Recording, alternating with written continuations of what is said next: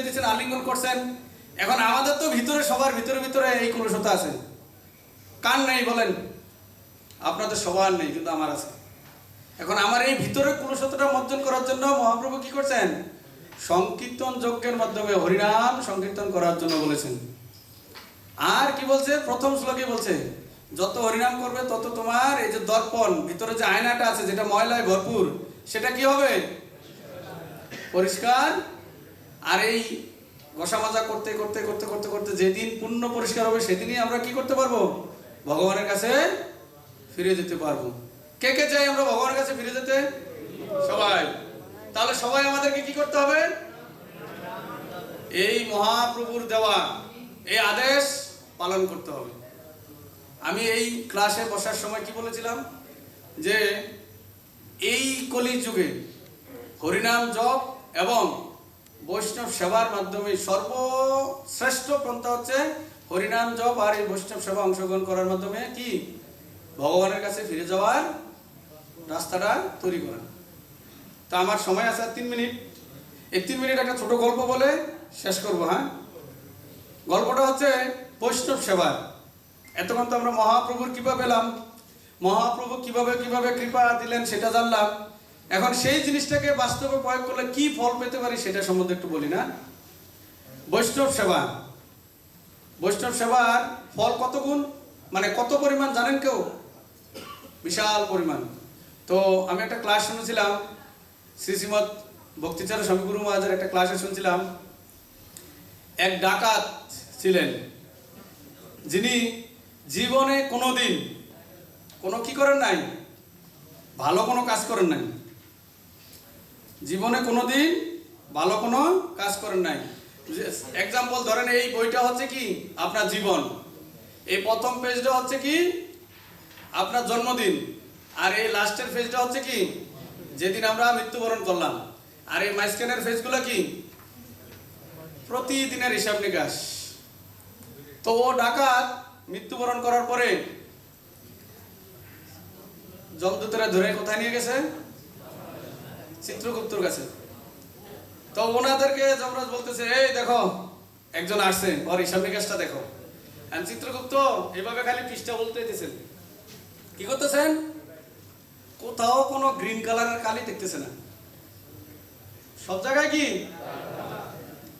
আরে বাপরে। এখন চিত্রগুপ্ত যমরাজের বলতেছে যে মহারাজ, এ ভগবান, এ তো খুব ভয়ানক রে বাবা, কোনো না কোনো জায়গায় একটু সবুজ কালি, এতগুলা জীবন কাটিয়ে, মানে এতগুলা দিন সময় কাটিয়ে আসলো, কোথাও কোনো গ্রিন কালারের কিছু নাই। তো যমরাজ বলতেছে আবার একটু ভালোভাবে দেখো তো। দেখতে দেখতে দেখতে দেখতে দেখে যে কোনো একদিন 5 মিনিটের 10 মিনিটের একটা জায়গার ভিতরে কোনো লেখালেখি নাই, খালি এমনি একটু দাগ দেওয়া আছে গ্রিন কালারের। কি দেওয়া আছে? তো চিত্রগুপ্ত পাইছি মহারাজ, পাইছি এক জায়গার ভিতরে। একদিনে কয় ঘন্টা সময়? 24 ঘন্টা সময়। 24 ঘন্টায় কত মিনিট কত সেকেন্ড তো হিসাব করা যাবে না। এই 24 ঘন্টার ভিতরে কোনো এক সময় 10 মিনিটের একটা জায়গার ভিতরে একটু নীল কালির দাগ দেওয়া আছে, আর বাকি সবই লাল। তো যমরাজ চেক করে দেখে কি এই 5 মিনিটে উনি একটু বৈষ্ণব সেবা করছিলেন। কি সেবা করছিলেন?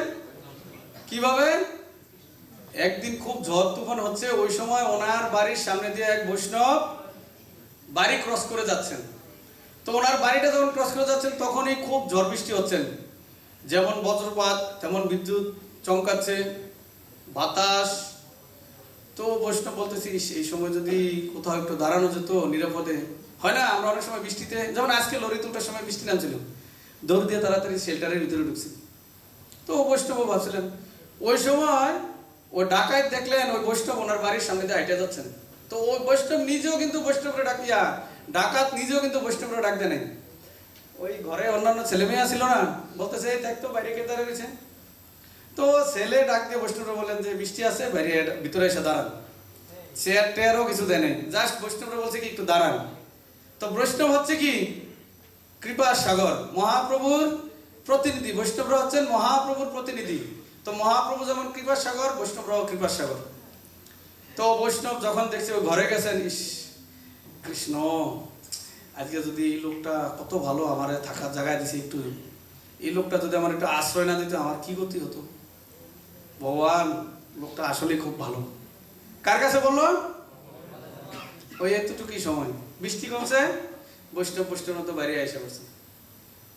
তো এই যে 5-7 মিনিট 10 মিনিট বৃষ্টির সময় বৈষ্ণব সেবা করলেন, তার বিনিময়ে ভগবান যমরাজ তাকে কি করলেন? একটা জন্ম দিলেন। আর বাকি যে পুরা খাতা সেটার বিনিময়ে মানে লক্ষ লক্ষ জনম কল্পান্তরে তার নরক যন্ত্রণা ভোগ করতে হবে। রায় দেওয়া শেষ, মানে জজের রায় দেওয়া শেষ যমরাজের। তখন চিত্রগুপ্ত ওই ডাকাতকে জিজ্ঞাসা করতেছে, আগে নরকে যাবি নাকি ওই যে 5 মিনিটের জন্য একটা আমার জীবন দিতে বলছে, তুই একটা জীবন আগে ভোগ করে আসবি? তো ডাকাত একটু চালাক ছিল, বলছে যে ঠিক আছে আমাকে একটা জীবন দেন, তারপরে এসে দরকার নরকে যাব। তো সে কি করলো? আবার এক মনুষ্য জন্ম নিয়ে জগতে আসলেন। আসার পরে ওনার একটু ব্রেনে এফেক্ট করছে। কি করছে? হায় রে ভাই, 5 মিনিট বৈষ্ণব সেবা করে আমি আবার এই জগতে আসতে পারছি। এই জীবনটা সারা জীবনে আমি কি শুধু বৈষ্ণবদের সেবাই করবো? বাস এই জীবনটা সে কি করলো? সারা জীবন বৈষ্ণব সেবা করলেন। বিনিময়ে কি হলো? ওই যে কল্প তরু মানে যেই জীবনের পাপের যে সাজা ছিল, এই বৈষ্ণব সেবার গুণে সমস্ত পাপ তার কি হয়ে গেল? খণ্ডন হয়ে গেল। আর এই বৈষ্ণব সেবার গুণে সে উত্তম ভক্তি তৈরি হয়ে ভগবানের কাছে ফিরে গেল। তা আমরা কি চাই এভাবে বৈষ্ণব সেবায় অংশগ্রহণ করতে? তো সেটার সবচেয়ে বেস্ট, সবচেয়ে উত্তম একটা সময় হচ্ছে আজকের এই যে এই মুহূর্ত। কিভাবে? কালকে কার জন্মদিন? আবির্ভাব তিথি। আর আবির্ভাব তিথিতে হাজার হাজার বৈষ্ণব আসবেন। মোটামুটি এখানে আমাদের 200-300 ভক্ত আছেন, কালকে তো হাজার হাজার আসবেন না? তো সেখানে আমাদের এই বৈষ্ণবদের সেবা করার বিশাল একটা সুযোগ রয়েছে। কি? সারাদিন উপবাস করবে, সন্ধ্যার দিকে বৈষ্ণবদের একটু প্রসাদের আয়োজন আছে না? তা আমরা এই যে এখন এখানে বসে যদি আমরা পণ করি, হ্যাঁ ওই প্রভু 5 মিনিট করছে, আমরাও 5 মিনিট করি। আমরা এখন প্রতিজ্ঞা করি যে আগামীকাল যে বৈষ্ণব সেবা প্রসাদের আয়োজন, যে যা পারে সেই হিসেবে আমরা সবাই এখানে অংশগ্রহণ করব। পারবো না? কে কে পারবেন হাত তোলেন। এই হাত কিন্তু কমে গেছে। তো যাই হোক, মোটামুটি সবাই তুলছেন। তা আমি এখন অনুরোধ করব আমাদের মন্দিরের এখানে যারা অথরিটি আছেন, আপনাদের কাছে ভক্তরা যাবেন উত্তরে নিয়ে, সবাই এই সেবায় অংশগ্রহণ করবেন। করবেন প্রভু? সাউন্ড কমে গেছে। হরি বল। প্রভুরা, আমি অনুরোধ করব আপনারা আমাদের ক্লাস শেষ হওয়ার অ্যানাউন্সের মধ্যেই আপনারা 2-3 জন সবাই যান উত্তরে নিয়ে বৈষ্ণব সেবার জন্য। কি কি কালেকশন করবেন?